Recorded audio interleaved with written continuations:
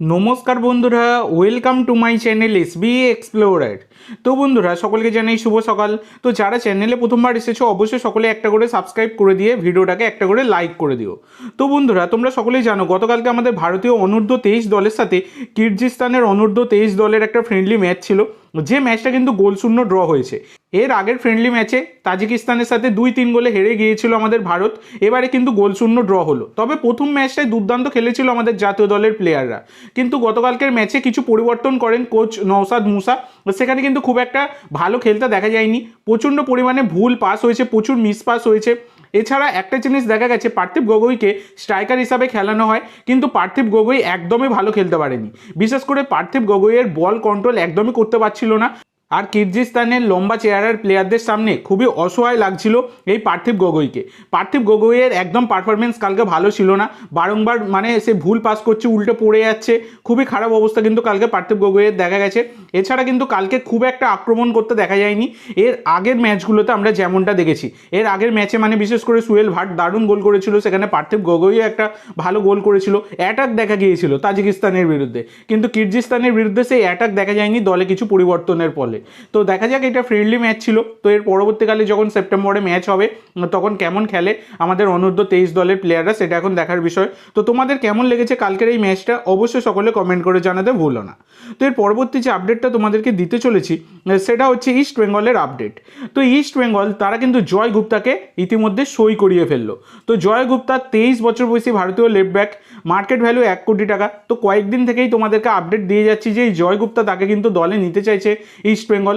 তো অবশেষে 3+1 ইয়ার ডিলে এই চুক্তিটা কিন্তু সম্পন্ন হলো। তো জয় গুপ্তা আগামী সিজনের আইএসএলে লাল হলুদ জার্সি গায়ে চাপিয়ে তিনি কিন্তু খেলবেন, এই ডিল কিন্তু ডান হয়ে গেছে। এটা ইস্ট বেঙ্গল সমর্থকদের জন্য কিন্তু একটা বড়ই সুখবর, সেটা বলাই যায়। তো এই পরবর্তী আপডেটে যাওয়ার আগে তোমাদের সকলের কাছে আমার একটাই অনুরোধ, যারা যারা চ্যানেলে প্রথমবার এসেছো অবশ্যই সকলে একটা করে সাবস্ক্রাইব করে দিয়ে আমাদের সাথে যুক্ত হয়ে যেও।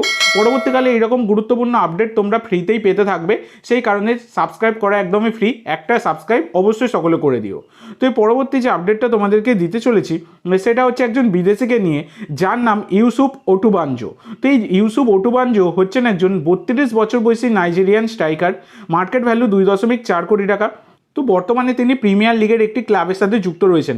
আরে না, ওই ইংলিশ প্রিমিয়ার লিগ নয়, তিনি আর্মেনিয়ার প্রিমিয়ার লিগের ক্লাবের সাথে যুক্ত রয়েছেন। আর্মেনিয়ার যে ফার্স্ট ডিভিশন লিগ সেটা হচ্ছে প্রিমিয়ার লিগ, সেই ক্লাবের সাথে তিনি যুক্ত রয়েছেন এবং সেই ক্লাবের হয়ে দারুণ পারফরমেন্স তিনি কিন্তু দিয়েছেন।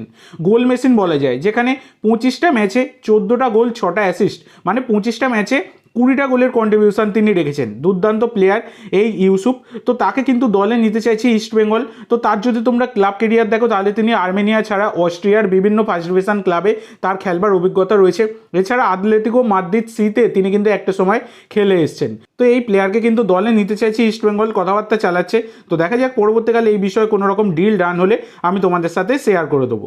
তো এর পরবর্তী যে আপডেটটা তোমাদেরকে দিতে চলেছি, ইতিমধ্যে তোমাদেরকে কিছুক্ষণ আগেই জানালাম যে জয় গুপ্তা তাকে কিন্তু ডিল ডান করে ফেলেছি ইস্ট বেঙ্গল। তো জয় গুপ্তা তিনি ইস্ট বেঙ্গলের হয়ে খেলবেন আগামী সিজনের আইএসএলে।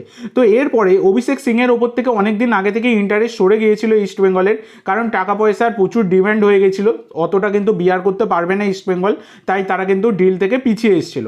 তো এই অভিষেক টেকচাম সিংয়ের ডিলে এখন বর্তমানে যারা রেসে রয়েছে সেটা হচ্ছে মোহনবাগান আর এফসি গোয়া।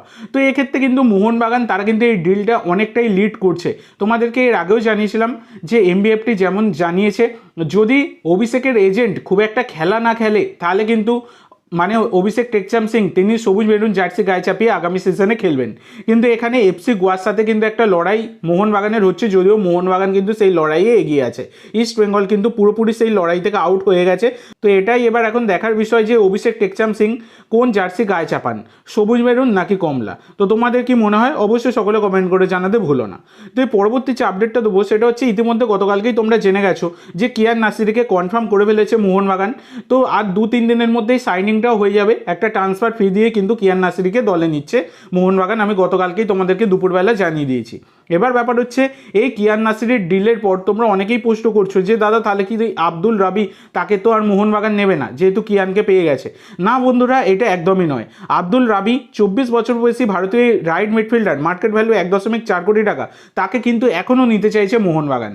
তো মোহনবাগান কিন্তু আব্দুল রাবির ওপর ভালোভাবে ইন্টারেস্ট শো করছে তাকে দলে নেওয়ার জন্য, কারণ রাইট মিডফিল্ড ছাড়া তিনি কিন্তু রাইট ব্যাকেও খেলে দিতে পারেন, রাইট উইংয়েও খেলতে পারেন, মানে ভার্সেটাইল একজন মিডফিল্ডার সেটা বলাই যায়। কিন্তু এখানে একটা সমস্যা হয়ে দাঁড়াচ্ছে, যেটা হচ্ছে হায়দ্রাবাদ এফসির সাথে যেহেতু যুক্ত রয়েছেন আব্দুল রাবি এবং হায়দ্রাবাদ এফসির সাথে চুক্তি রয়েছে তার 2026 অবধি, তাই আব্দুল রাবিকে যেহেতু মোহনবাগান দলে নিতে চাইছে, তাই এই জায়গায় লাইক টু লাইক চেঞ্জ কিন্তু চাইছে হায়দ্রাবাদ, মানে একটা সোয়াপ ডিল করতে চাইছে হায়দ্রাবাদ, যেটা হচ্ছে আব্দুল রাবিকে মোহনবাগানে পাঠিয়ে তারা কিন্তু সালাউদ্দিনকে দলে তুলে নিতে চাইছে। সালাউদ্দিন যথেষ্ট একজন প্রমিসিং প্লেয়ার, এই সালাউদ্দিনকে তোমরা কিন্তু সকলেই চেনো, সুপার কাপে নিজের জাত চিনিয়েছে। 24 বছর বয়সী ভারতীয় এই রাইট মিডফিল্ডের প্লেয়ার, লেফট মিডফিল্ডের প্লেয়ার, যাই বলো না কেন এই সালাউদ্দিন। তো এই সালাউদ্দিনকে নিয়ে একটা লং টার্ম পরিকল্পনা কিন্তু রয়েছে সবুজ মেরুন ম্যানেজমেন্টের। তো তারা কিন্তু একদমই এই সালাউদ্দিনকে ছাড়তে চাইছে না আব্দুল রাবির পরিবর্তে আর কি। তো এটাই এখন দেখার বিষয় যে এই ডিলটা আলটিমেটলি লাস্ট অবধি গিয়ে ডান হয় কি না। যদি এই ডিলটা কিন্তু যথেষ্ট শক্ত, কারণ সোয়াব ডিল মোহনবাগান থেকে যে প্লেয়ারকে চাইছে, মানে এই সালাউদ্দিনকে চাইছে হায়দ্রাবাদ, সালাউদ্দিনকে একদমই ছাড়তে চাইছে না মোহনবাগান। তো দেখা যাক পরবর্তীকালে এই ডিলের বিষয়ে কোনো রকম কনফার্মেশন এলে অবশ্যই আমি তোমাদের সাথে শেয়ার করে দেবো। তো আজকের জন্য এইটুকু বন্ধুরা, ভিডিওটি ভালো লাগলে অবশ্যই লাইক করো, শেয়ার করো, আমার চ্যানেলে প্রথমবার এসে থাকলে চ্যানেলটি সাবস্ক্রাইব করো, আর কমেন্ট করে জানাও ভিডিওটি কেমন লাগলো। ধন্যবাদ।